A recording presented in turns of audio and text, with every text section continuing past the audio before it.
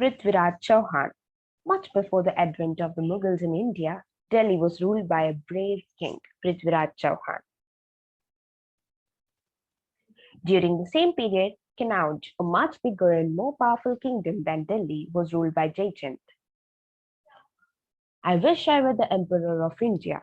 Maharaj, you have only to perform the Rajasuya Yajna to become an emperor. A good idea. Those who dare to oppose me shall be destroyed. Inform all the kings that they should accept me as their master and participate in my Rajasuya Yajna. As you wish, Maharaj.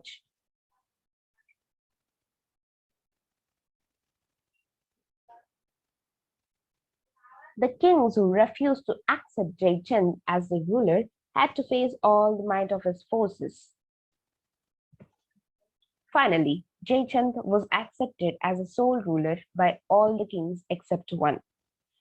I am glad that all these kings has accepted my supremacy. But what about Prithviraj? The messenger has not yet returned, Maharaj. Prithviraj became very angry with Jaichand's messenger. His guru spoke to the messenger. Go and tell your master that Delhi will have only Prithviraj as its king. Prithviraj was so upset by what he had heard that to drown his anger, he went on a hunting expedition. Meanwhile, Jaichand's messenger had reached Kannauj. Maharaj, Prithviraj has refused to accept your supremacy. I shall attack Delhi and punish him.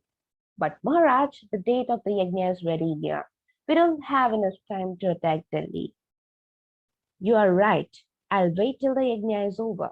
Along with the yajna, I shall hold my daughter Samyogita's Swayamvar. At the Swayamvar, Samyogita shall choose her husband amongst the invited kings. And I have an excellent plan to humiliate Prithviraj at the Swayamvar. But having listened to many tales of Prithviraj's bravery, Samyogita had fallen in love with him without even meeting him. The Swayamvar shall not take place. But your father has already invited many kings. I will not choose any of them. I have already chosen Maharaj Prithviraj. But your father doesn't like him. Why? Because he had courage to oppose my father? I'll marry Prithviraj and none other. The news of both the humiliation and planned him by the Jaichand and Samyogita's love for him reached Prithviraj. Chand, my friend, my honor is at stake. I must marry Samyogita. But how will you do that, Maharaj? Jaichand will not let me enter Kannauj, but he will not stop a learned man like you. So Chand proceeded to Kannauj with the Prithviraj, disguised as his brittle carrier, and 100 selected warriors also disguised as servants. After several days, they reached Kannauj.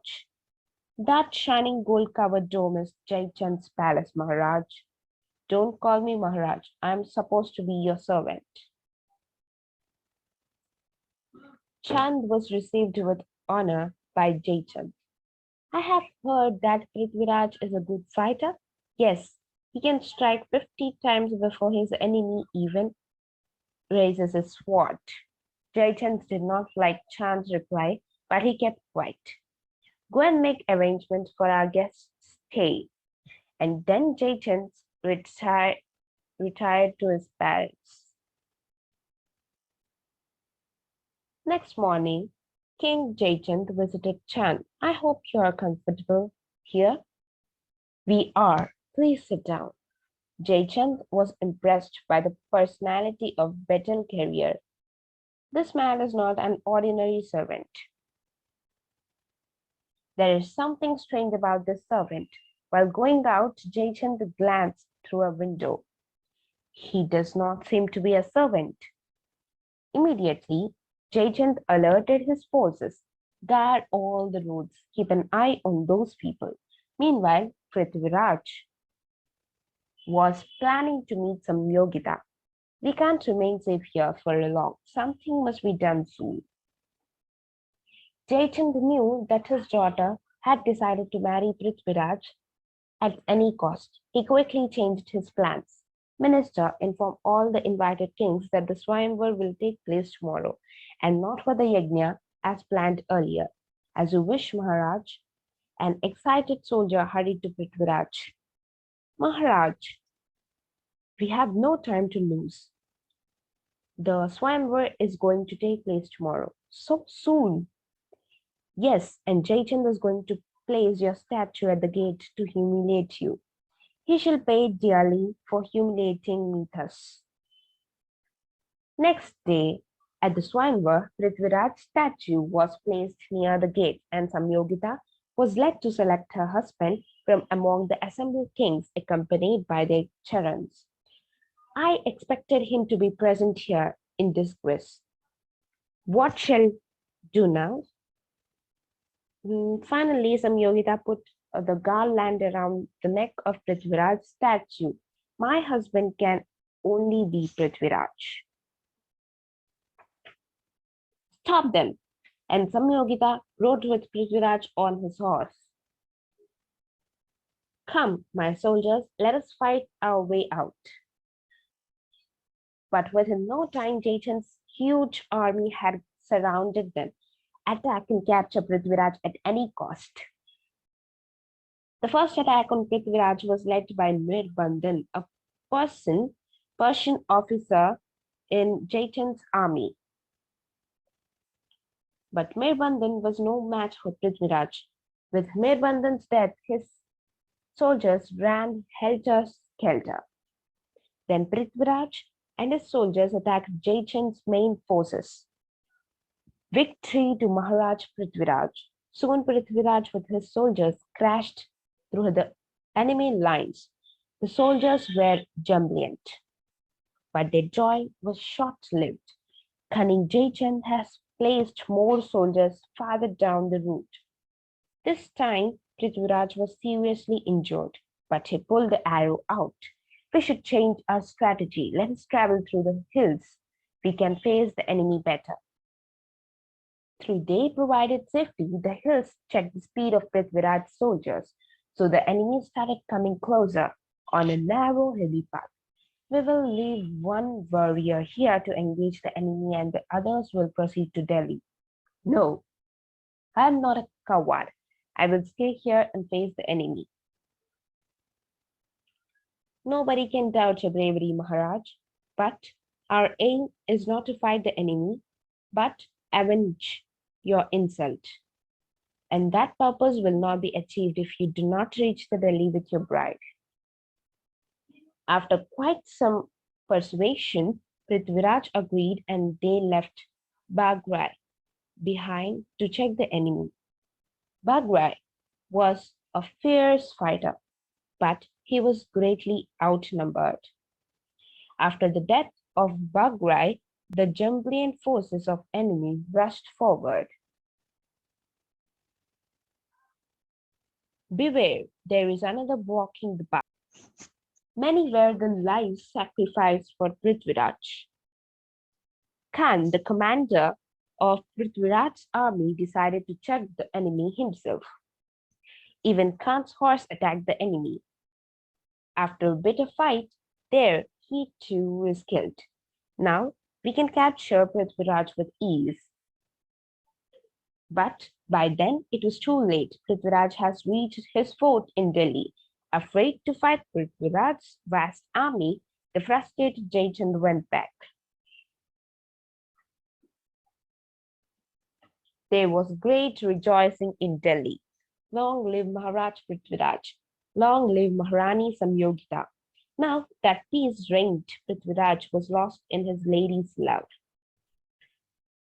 We have not seen our king for a long time. He doesn't even come out of his palace.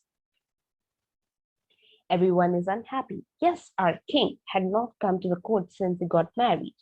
Prithviraj's guru was also unhappy. It is a pity that a brave, fearless, noble warrior like Prithviraj should care so much for a woman and forget his duties. But Samyogita is not an ordinary woman, nor are the problems of the state ordinary. While Prithviraj was lost in his love, Shahabuddin Ghori of Ghazni was preparing to attack Delhi. I made 7 different attempts to conquer India, but each was in vain, and Prithviraj was responsible. All the 7 times Prithviraj has defeated, captured, and very generously released Gauri to send him back home.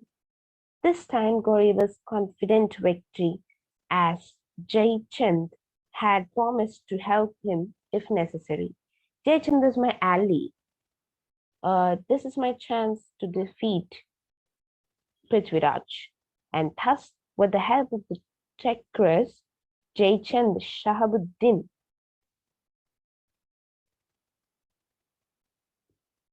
this time raised a much larger force.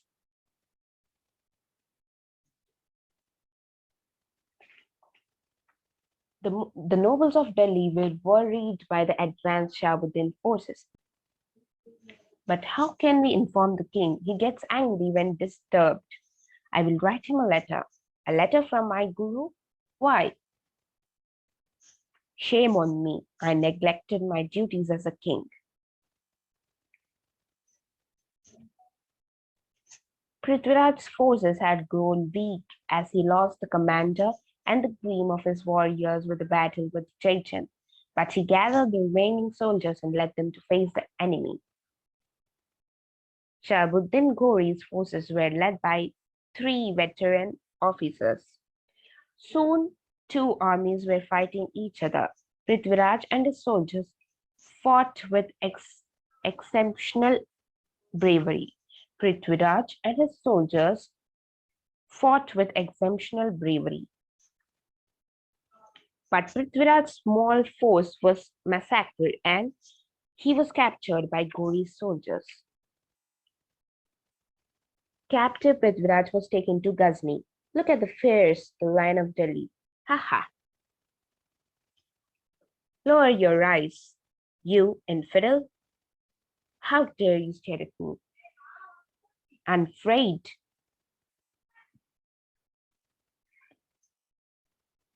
Unafraid Prithviraj continued to stare. Guts destroy size.